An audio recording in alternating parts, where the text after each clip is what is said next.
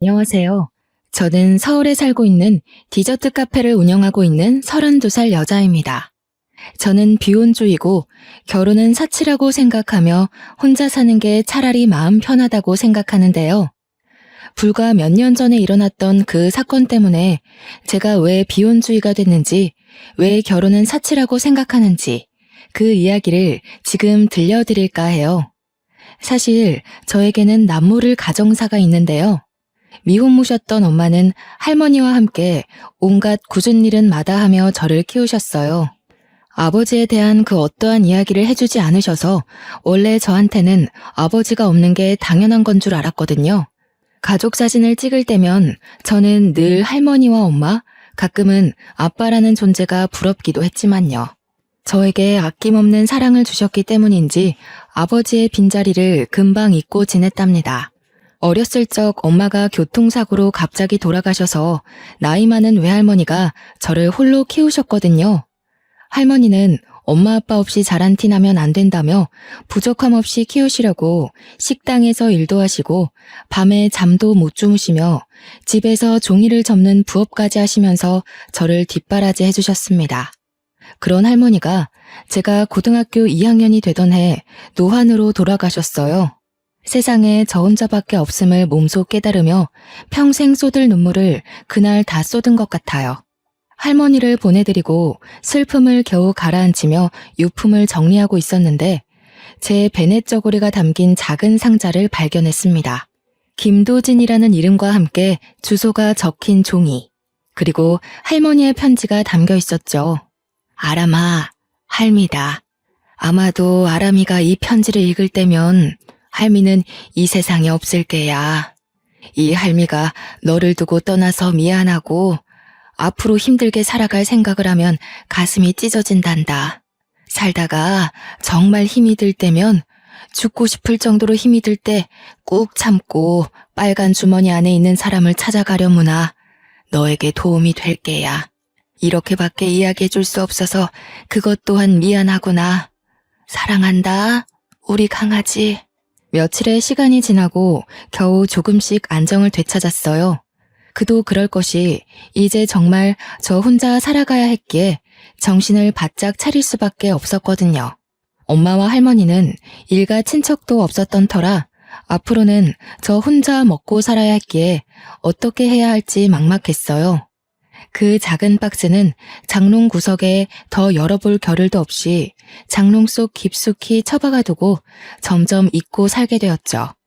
할머니가 남겨주신 엄마의 사망보험금과 일을 하시며 어렵사리 조금씩 모아두신 2천만 원이라는 돈으로 남은 고등학교 학비와 방세를 내며 지낼 수 있었어요.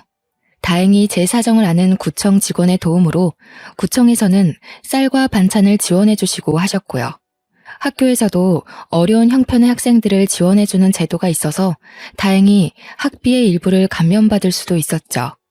평소에 할머니와 자주 왕래하던 이웃집 할머니들도 저에게 밥을 먹으러 오라며 살뜰히 챙겨주신 덕에 저는 밥 잘 먹고 무탈하게 생활할 수 있었습니다. 그렇게 혼자서 어렵사리 생활을 하며 고등학교 3학년이 되던 봄, 예비 남편을 만나게 되었죠. 예비 남편은 학교에서 알아주는 모범생이었어요. 예비 남편은 대대로 변호사, 검사, 판사를 배출한 법조계 집안이었습니다. 엄격한 집안 규율과 강압적인 분위기에 휩쓸려 공부를 해야만 했죠. 부잣집 도련님 같지 않게 다정다감한 말투와 세심하고 배려 있는 행동까지. 아니나 다를까 학교에서는 예비 남편의 팬클럽이 생길 정도로 인기가 자자했죠. 몸에 배인 매너하며 생긴 것도 이목구비도 뚜렷하게 생겼고 말 그대로 백마탄 왕자님 그 자체였습니다. 마치 텔레비전에 나오는 연예인을 보는 느낌이랄까. 누가 봐도 반할 수밖에 없는 사람이었죠. 제가 감히 넘볼 수 없는 문턱 같았지만 옆자리 짝꿍까지 되다 보니 이야기를 많이 하게 되었고 서로 호감이 생겨 사귀게 되었죠. 나도 처음에는 강요하는 부모님이 싫었어. 근데 생각해보니 다 이유가 있더라고. 그렇게 하지 않으면 과연 지금의 내가 있었을까 싶기도 해. 우리 부모님도 그러셨겠지. 그래서 나는 꼭 부모님 기대에 부응하는 훌륭한 법조인이 될 거야. 다운이 너도 알겠지만 나는 부모님도 안 계시고 대학을 공부할 형편이 되질 못해. 그래서 나는 바로 취업 준비를 할 거야. 내가 돈 열심히 벌어서 너 변호사 될 수 있도록 열심히 내조할게. 지금도 충분히 도움받고 있는 걸. 나 공부 때문에 스트레스 받을 때 너랑 대화하고 나면 신기하게 괜찮아진다?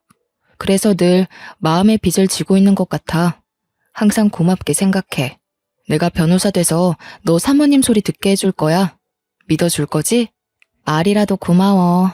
당연히 믿지. 그리고 우리 사이에 빚이라는 말은 하지 말자. 내가 해줄 수 있는 유일한 건데 당연히 그렇게 해줘야지. 힘들고 지치면 언제든지 나한테 기대도 좋아. 내가 늘 옆에 있어줄게.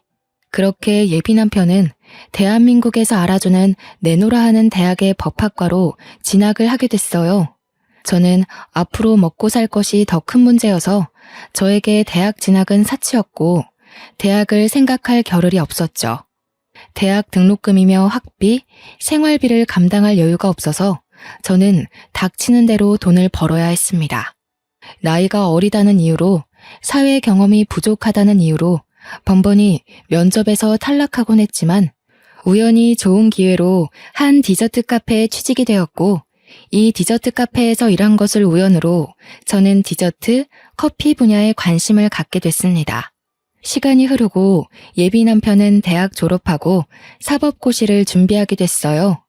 엄격한 집안이라 사법고시를 준비하는 기간에는 오로지 고시에 몰두하라며 다른 요인에 방해받지 않게 집에서 교육비 이외의 금전적인 지원을 모두 끊어버렸습니다. 그래서 저는 아르바이트를 하며 모은 돈을 예비 남편에게 주며 이것으로 생활하고 보태주었죠. 어러머, 내가 정말 면목이 없어. 내가 어떻게 이 돈을 받니? 내가 정말 사법고시에 보란듯이 합격하면 부모님한테 너부터 인사시킬 거야. 우리 이 시기만 무사히 지나면 결혼하자. 약속할게. 다운아, 그렇게 생각해주는 건 고마운데 지금은 고시에 합격하는 게 중요하니까 너는 공부만 해.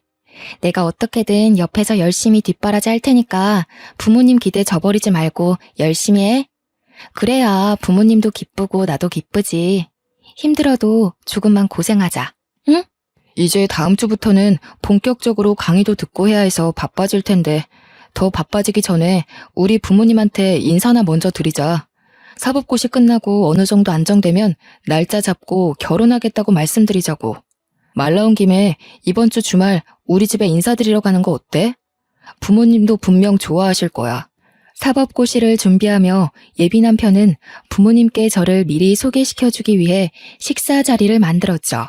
저는 처음으로 소개하는 자리다 보니 상당히 긴장되고 가슴이 떨려 죽는 줄 알았답니다. 그렇게 옷가게에서 평소 잘 입지도 않던 단정하고 깔끔한 원피스까지 구매해가며 약속 장소로 나갔어요. 예비 시어머니는 저를 위아래로 훑어보시더니 상당히 화가 난 표정을 지으셨고 시아버지는 그저 아무 말 없이 찻잔만 들었다 놨다 할 뿐이셨습니다. 어색한 분위기 속에 식사를 하고 예비 남편이 잠시 화장실을 간다며 자리를 비웠는데 예비 시어머니가 이때다 싶어 저에게 말을 건네시는 겁니다. 예, 너처럼 보잘것없는 애가 우리 다운이 짝으로 가당키나 하니? 너는 도대체 무슨 염치로 우리 다운이랑 붙어있는 거야? 없이 사는 것도 정도 것이지 돈 냄새 맡고 콩고물이라도 주워 먹으려고? 어림도 없는 소리 마라. 너는 우리 집안과 어울리지 않아. 어머니, 저 다운 씨 많이 사랑하고 있어요.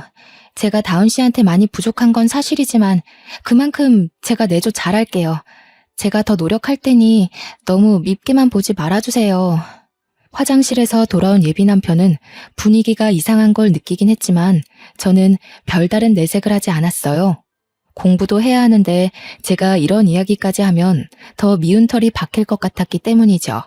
예비 남편이 괜히 저 때문에 다른 일에 신경 써야 하는 상황 자체를 만들고 싶지 않았어요. 그저 저만 참으면 될 일이었지만 저도 사람인지라 상처가 되긴 하더라고요. 그래도 어쩌겠어요.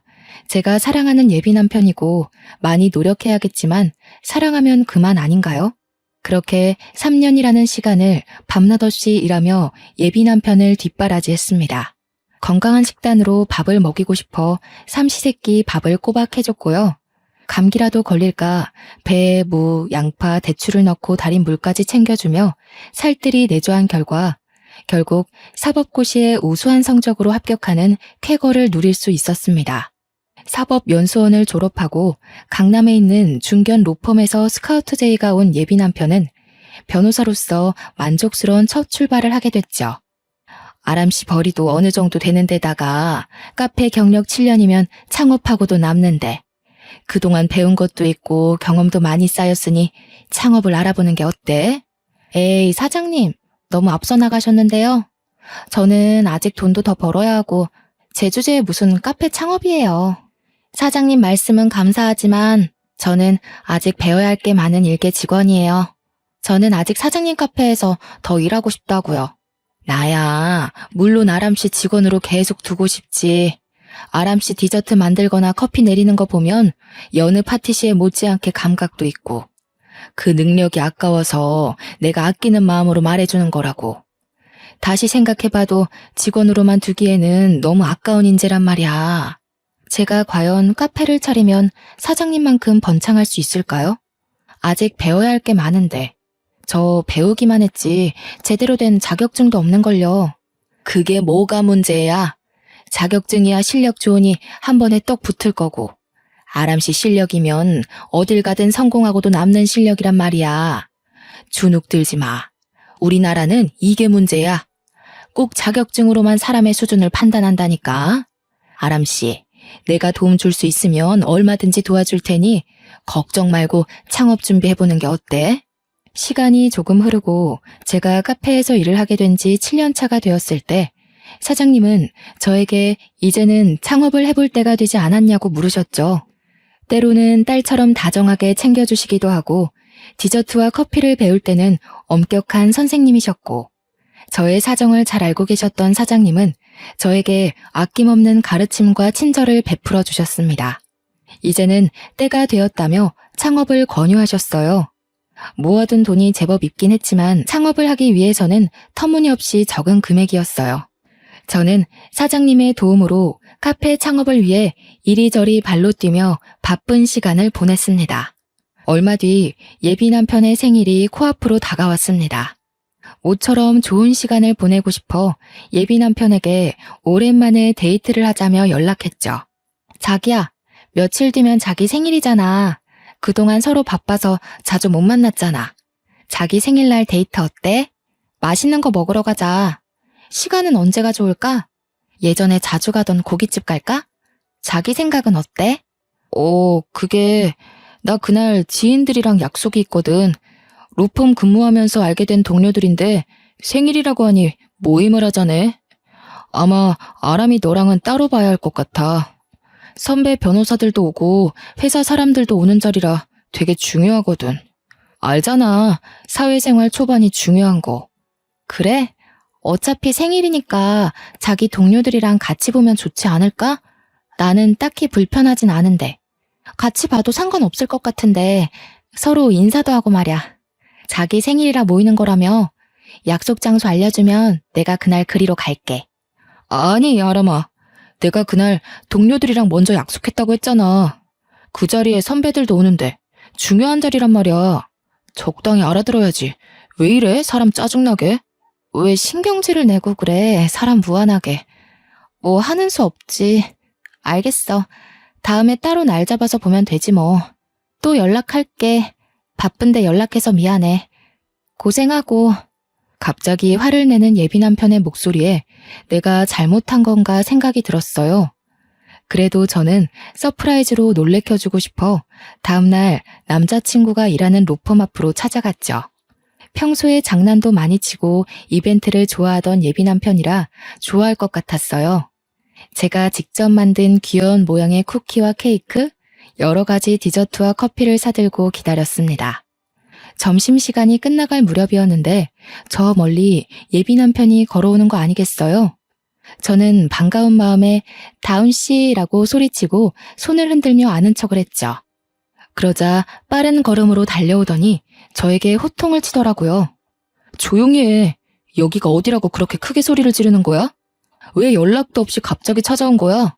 일 때문에 밥도 겨우 먹는데 연락이라도 좀 하고 오지 그랬어. 사람을 참 난감하게 만드네. 내가 눈치 보여서 회사 생활 잘하겠어? 뭐? 난감해? 자기 말을 너무 심하게 하는 거 아니야? 나는 자기 생일이라고 생일날 못 만나서 내 딴에는 축하해주려고 온 건데. 너무한다.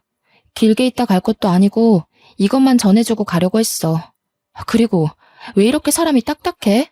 내가 그렇게 잘못한 거니? 왜 연락도 없이 왔냐며 면전에 대고 버럭 화를 내며 이야기를 하는 통에 약간의 실랑이를 하게 되었어요. 그러다 손에 들고 있던 커피와 디저트를 땅에 떨어뜨리고 말았죠. 제가 손수 만든 케이크는 뭉개져 먹지도 못하게 디저트들은 구겨지거나 산산조각 났어요. 심지어 쏟아진 커피와 섞여진 탓에 형체를 알아볼 수 없었죠. 너무 민망했습니다.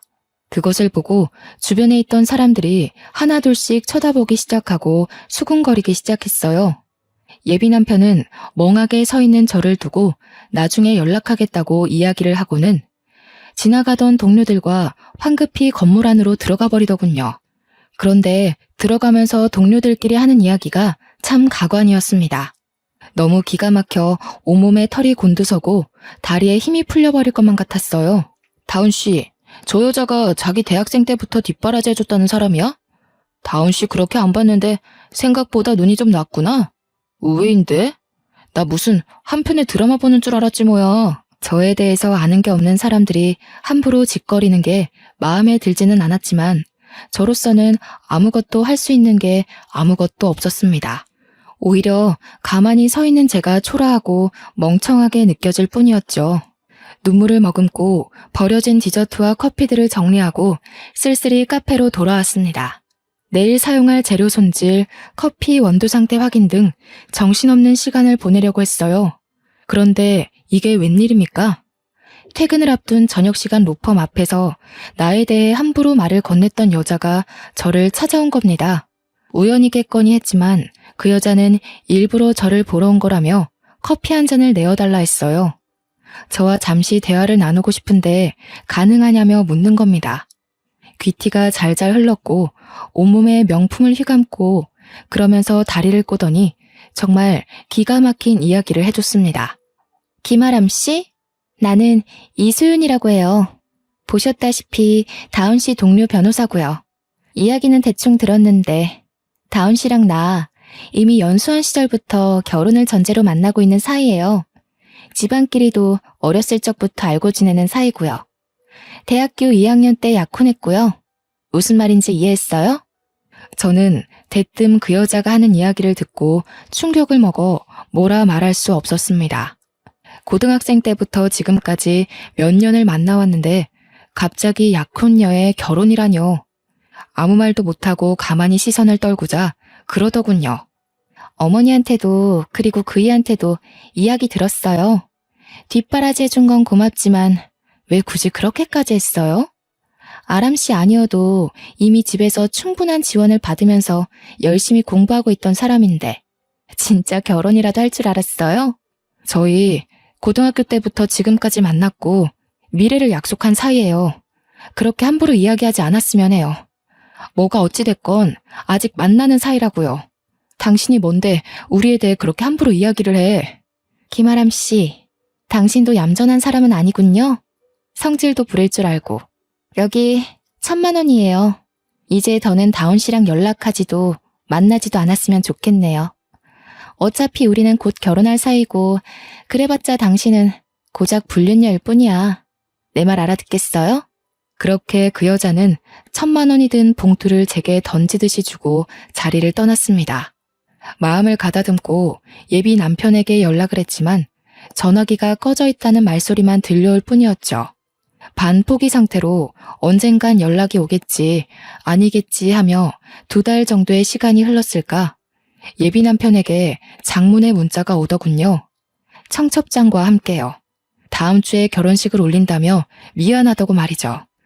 저는 그대로 있으면 너무 억울할 것 같아 며칠 뒤 결혼식장으로 찾아갔습니다. 얼마나 잘 사는지 두고 보고 싶은 마음도 있었고 보기 안 좋은 건 알지만 붙잡고 싶었어요.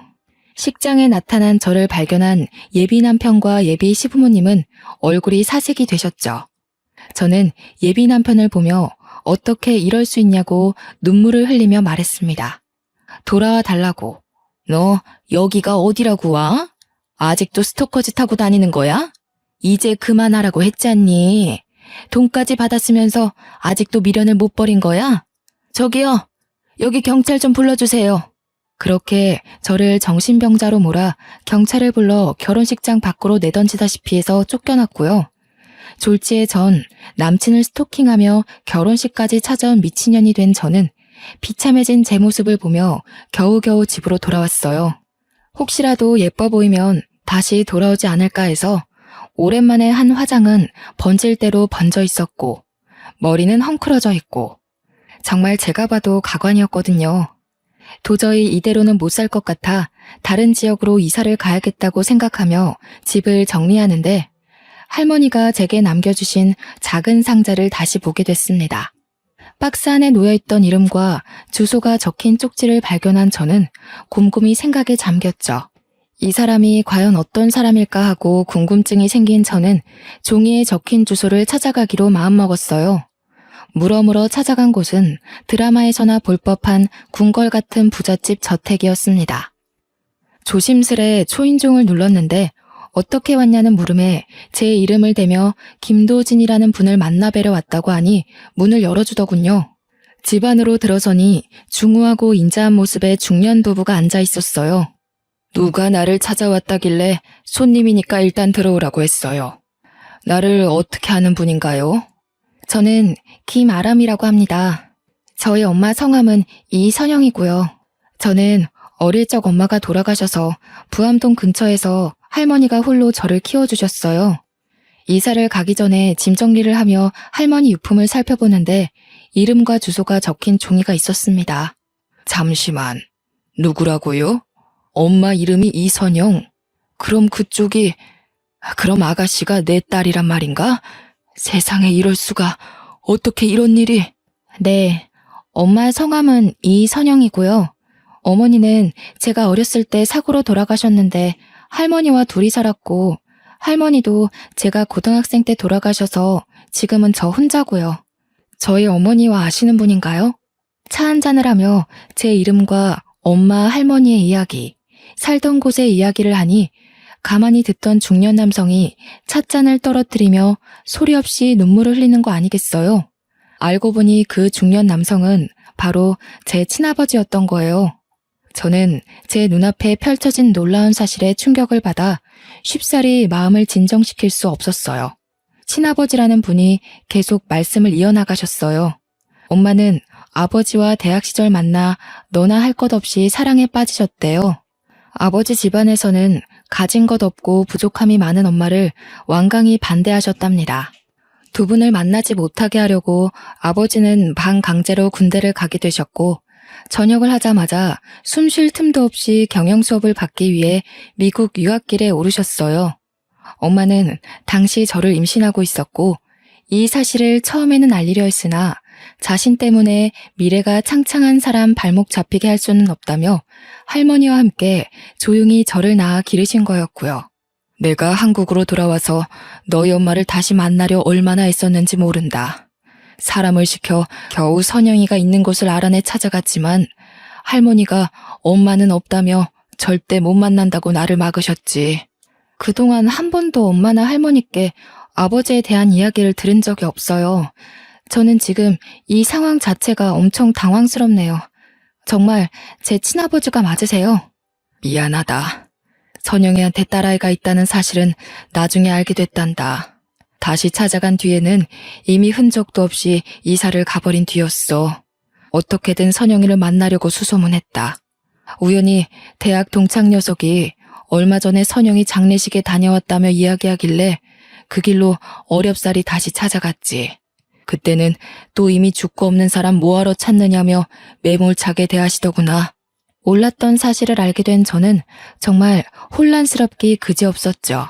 할머니께서도 살아생전 저에게 아버지에 대한 이야기 해주신 적도 없고 갑자기 나에게 친아버지가 생긴 터라 어찌할 바 몰라 그저 어버버하고 멍한 표정을 짓는 게 전부였습니다.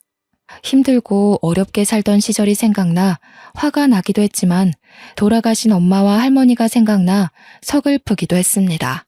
내가 먼저 널 찾아갔어야 했는데 미안하구나. 이제라도 아버지 된 도리를 하고 싶은데 너만 괜찮다면 이 집으로 들어와서 살지 않겠니? 내가 그동안 해주지 못해 죄스러운 마음뿐이란다. 지금까지 저 혼자 잘 살아왔으니 앞으로도 혼자 살 거예요. 평생 아는 척도 안 하다가 다 죽고 없으니까 이제 와서 아버지 노릇하고 싶으신 거예요? 다 필요 없어요. 혼란스러운 시간이 지속되던 어느 날 일하는 카페로 아버지가 찾아오셨습니다. 같이 살지 않아도 되니 그동안 못다한 아버지 노릇을 하게 해달라며 계좌로 5억이라는 돈과 강남의 건물을 증여한다는 서류, 그리고 한도 없는 카드를 주셨죠. 사고 싶은 것, 먹고 싶은 것, 이것저것 원하는 것 모두 하라시는데 어떻게 돈을 써야 하는지 큰 돈을 본 것도 처음이라 그저 눈만 꿈뻑꿈뻑 할 뿐이었어요. 제가 면전에 대고 너무할 정도로 화를 내고 온 것 같아 죄송하다 사과드리고 마음은 감사하지만 절대로 받을 수 없다며 한사코 거절 의사를 밝혔습니다. 그동안 고생했던 시간을 되돌아보며 이대로는 살 수 없겠다 생각했죠. 돌아가신 엄마나 할머니도 더 이상 제가 힘들게 사는 것을 바라지는 않으셨을 테니까요. 그렇게 아버지께 받은 재산으로 디저트 카페 창업을 위해 알아보러 바쁘게 다니기 시작했습니다. 아버지는 아직 나이도 어리니 창업도 좋지만 해당 분야에 대해서 공부를 조금 더 해보는 것이 어떠냐 하시며 프랑스로 유학을 보내주셨어요. 저는 이별의 슬픔을 잊기 위해 앞으로의 미래를 생각하며 좋은 기회로 프랑스 파티시에 육성 전문기관으로 2년간의 유학을 떠나게 되었습니다.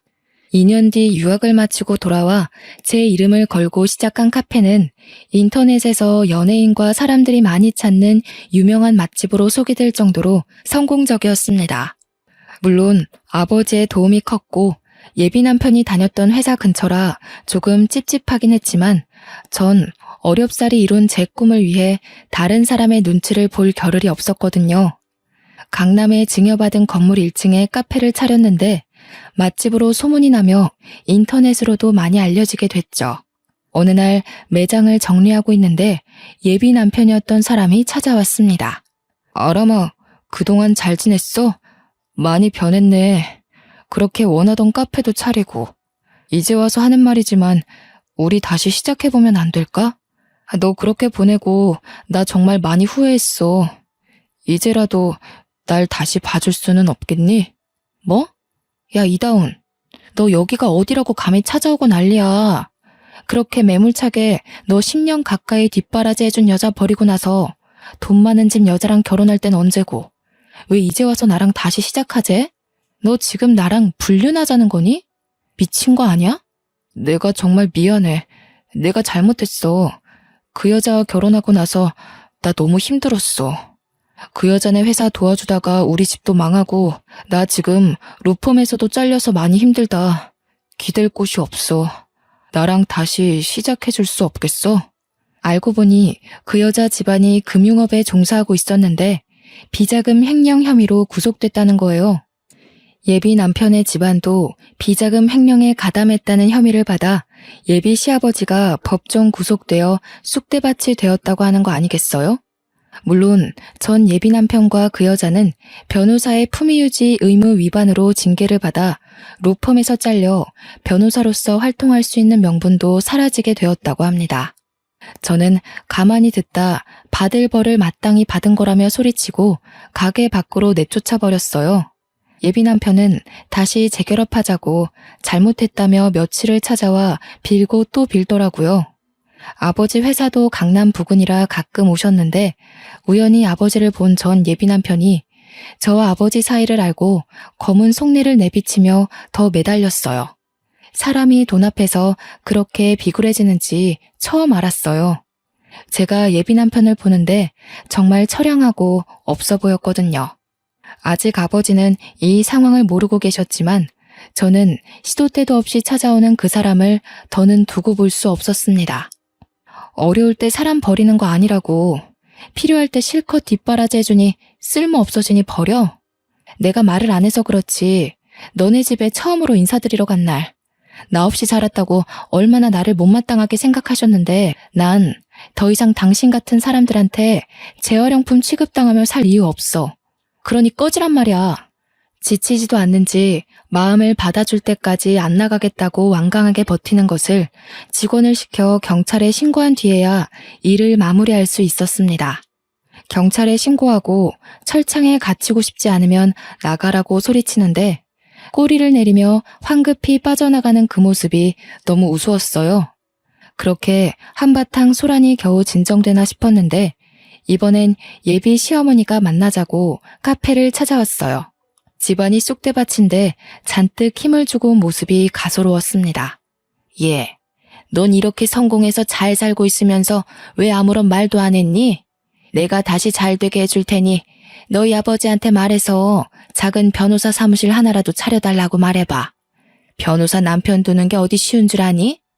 저기 어머니, 아니 아줌마, 어디서 뻔뻔하게 여길 찾아오시는 거예요? 정말 배운 것 없는 티내시네요. 지금 저한테 이럴 처지가 되세요? 이럴 시간에 댁 아드님이나 간수 잘하시고요. 함부로 짓거리시는 건 여전하시네요. 뭐? 너 말 다 했니? 이게 부모 없는 게 우리 귀한 아들 만나는 거 조용히 눈 감아줬더니 이제 와서 돈 많아지니까 눈에 뵈는 게 없나 봐? 저기요. 돈이 없으면 일해서 벌 생각을 해야지 기생충처럼 왜 이제 와서 들러붙어요? 아줌마는 자존심도 없어요? 더 이상 할 얘기도 없으니 조용히 돌아가세요. 제가 예전같이 주눅든 모습도 아닌데다가 부탁을 들어줄 것 같지 않으니 제 얼굴에 물을 끼얹고 거기에 모자라 뺨을 한 대 치는 게 아니겠어요? 드라마에서만 보던 일을 몸소 겪게 된 저는 이때구나 싶어 예비 시모에게 똑같이 해주었습니다. 예비 시모는 천벌을 받아도 마땅한 년이라며 소리치며 악다구니를 썼죠. 말도 안 되는 소리 할 거면 꺼지세요, 제발. 어른이라서 대우해줬더니 없이 자라서 보탬이 안 된다며 저 버릴 땐 언제고. 이제 돈 많아지니까 며느리 삼고 싶어요? 진짜 양심도 없네요. 부부가 같이 감옥살이 하고 싶지 않으면 당장 꺼지란 말이야. 악재는 한 번에 다가온다 했던가요? 며칠 조용하다 싶더니 예비 남편과 결혼했던 그 여자가 카페로 찾아옵디다. 정말 지긋지긋한 상황에 치가 떨렸어요. 이번엔 무슨 이야기를 하나 드러나 보자 하는 심정으로 커피까지 내주며 대화를 했어요. 정말 기가 막히게도 하나같이 돈 이야기를 하대요. 저에게 준 1,000만 원, 그걸 다시 돌려달라고 하는데 너무 기가 차고 어이가 없었어요. 저도 돈 없이 살아봤고 1,000만 원이 적은 돈은 아니니까 저럴 수도 있겠다 싶었지만 저에게 돈 봉투를 집어던지던 당당했던 모습은 어디 간 걸까요? 돈 하나로 사람이 이렇게 바뀔 수가 있을까 하고 괘씸했지만 하도 찾아오니 오히려 측은지심이 들더라고요. 하지만 이제 와서 돈을 다시 돌려줄 이유도 이 사람들을 상대할 이유도 없었기에 저는 듣는 척만 하며 대꾸를 하지 않았어요. 그저 속으로 새어나오는 비웃음을 겨우 참을 뿐이었죠. 이봐요. 내가 이렇게 무릎 꿇고 이야기하잖아요. 제발 내 사정 좀 봐줘요. 그 1,000만 원 다시 돌려줘요. 다운 씨한테 이야기 들었을 거 아니에요? 그러지 말고 저 하나 살려준다 생각하고 1,000만 원 다시 돌려줘요. 듣자 하니 진짜 어이가 없어도 너무 없네. 끼리끼리 만난다더니 다운 씨부터 어머니 그리고 당신까지 세트로 난리 부르스네요. 요즘 내가 너무 재밌어 죽겠어요. 아니, 아무리 돈 앞에 장사 없다더니 왜 이렇게 비굴해졌어요? 제발 이렇게 빌게요. 1,000만 원 다시 돌려줄 때까지 안 일어설 거예요. 나를 봐서라도 그 1,000만 원 돌려주세요. 그 여자는 정말 1,000만 원을 받아가려는 속셈이었는지 제가 무시하고 직원 휴게실로 가려 하자 뒤에서 제 머리를 확 낚아채며 입에 담지도 못할 온갖 욕설을 해대기 시작했습니다. 상황도 상황이지만 카페 안에 손님들도 있고 시끄러워져 봤자 좋을 게 없어서 경찰에 신고 좀 해달라고 소리치고 아무런 대항도 하지 않았죠. 결국 손님 중 한 분이 놀래서 신고를 해주셨고 경찰이 온 뒤에야 제 머리채를 놓고 끌려나갔어요. 예상은 했던 상황이지만 계속 반복되는 탓에 저는 조금씩 지쳐갔습니다. 더는 상대하고 싶지 않았거든요. 뭐가 어쩌고 어째? 야, 너 말 그렇게 하는 거 아니지. 없는 거 보태줬더니 은혜는 못 갚을 망정 이렇게 나오겠다 이거야? 너 지금은 내가 이렇게 그냥 가지만 두고 봐.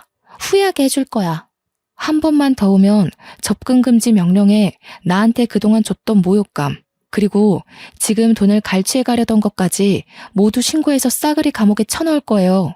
내가 못할 것 같아? 궁금하면 어디 해보시던가. 정말 미친 여자처럼 저한테 악다구니를 쓰는데 저도 같이 소리치며 엄포를 놓았죠.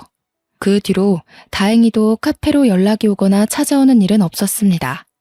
제가 악바리 소리까지 들어가며 돈을 아껴 예비 남편을 뒷바라지해준 시절, 허무하게 지나가버린 20대 청춘이 자꾸 생각나 서러움에 눈물만 나왔습니다. 그 뒤로도 예비 남편은 잊을만 하면 연락을 하고 카페 앞으로 자꾸 찾아오는 통에 업무가 방해가 되어 도저히 안 되겠다 싶었어요. 우선 카페에 있는 CCTV 기록 내용을 모두 다운받아서 증거로 모았습니다. 그들을 업무 방해죄, 모욕죄, 협박죄 등의 명목으로 고소를 진행하기로 결정했고요. 아버지는 모르고 계셨던 일이지만 저 혼자만으로는 안 될 것 같아 결국 말씀을 드렸어요. 아버지는 노발대발하시며 그들을 당장 잡아 감옥에 쳐넣겠다고 화를 내셨죠. 아람이, 너는 그동안 왜 말을 안 하고 있었니? 이 아버지가 뒤에 있는데 뭐가 무섭다고 혼자 끙끙대고 있었어. 내 이것들을 그냥. 김비서, 당장 집으로 김 변호사 오라고 해. 당장. 아버지의 회사의 고문 변호사님을 통해 할 수 있는 모든 법적 조치를 취하기로 했습니다. 추가적으로 경찰에 접근 금지 명령도 요청했고요. 각각 집행유예, 벌금형 선고받았는데 자신들한테 너무한 거 아니냐며 저를 명예훼손으로 고소할 거라고 난리를 치더라고요. 돈에 허덕이며 버티던 그들은 먹고 살 여윳돈마저 없어지는 상황에 처하게 됐죠. 저에게 찾아와 앞으로 착하게 살 테니 고소를 취하해달라며 무릎 꿇고 빌더라고요. 그렇게 어느 정도 시간이 흐른 뒤 카페도 안정을 찾아가게 됐습니다. 주변 맛집, 인테리어 맛집으로 소문이 났어요. 의류 쇼핑몰 잡지사에서 사진 촬영을 하러 장소 협찬을 하기도 하고요. 유명 연예인들도 많이 오는 핫플레이스로 자리 잡게 되었죠. 오랜만에 아버지 집에 들러 식사를 하던 중이었어요. 아람아, 이제 어느 정도 자리를 잡아가고 있으니 결혼을 생각해보는 게 어떠니? 나이도 나이인지라 30 되기 전에 하면 좋을 것 같은데. 원한다면 좋은 자리로 알아봐 줄까? 아버지도 아시겠지만 저는 결혼의 뜻이 없어요. 아직까지는 저 혼자가 좋아요. 일을 하는 것도 재밌고 많이 즐겁거든요. 차라리 저 혼자 잘 먹고 잘 사는 게 제일 좋은 것 같아요. 아시잖아요, 아버지도. 가족이라는 울타리도 인생을 살아가는 데 있어서 안정감을 찾는 데는 제격이지. 언제나 너의 뜻을 존중해 주마. 혹시라도 생각이 바뀌면 말해주렴. 좋은 혼처를 알아볼 테니. 네, 그럴게요. 말씀만으로도 감사드려요. 그동안 어떻게 지냈든 앞으로는 저만을 위하며 살아보고 싶어요. 감사합니다. 물론 마음이 맞는 좋은 사람이 나타나면 생각이 달라질 수도 있겠지만 지금 제 선택에 있어 후회는 없습니다. 아, 그들은 어떻게 됐냐고요? 물론 그들과 사이좋게 합의하고 고소는 없던 일로 하며 잘 지낼 수 있었지만 저는 그들을 용서하지 않기로 했답니다.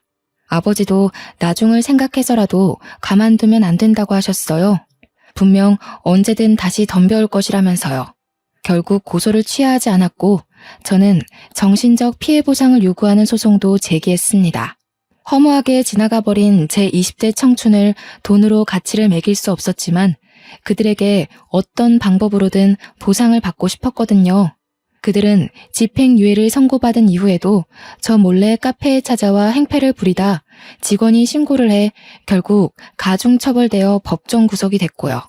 현재 두 모자와 그 약혼녀는 감옥에서 행복하게 살고 있을 겁니다. 지금 생각해보면 어렸을 적부터 지금까지 제 인생은 정말 파란만장했던 것 같아요. 다시는 생각하기 싫은 기억이지만 이 또한 인생의 가르침 아니겠어요? 저는 당분간은 카페를 운영하며 체인점도 내볼 생각입니다. 조금 바쁘게 지내보려고요. 제가 가장 좋아하는 명언이 있어요. 여러분들에게도 들려주고 싶네요. 이 슬픈 세상에서 슬픔은 누구에게나 찾아온다. 슬픔을 완전히 해소할 수 있는 방법은 시간밖에 없다. 사람들은 시간이 지나면 괜찮아질 것이라는 사실은 당장에 깨닫지 못한다. 그러나 이것은 실수다.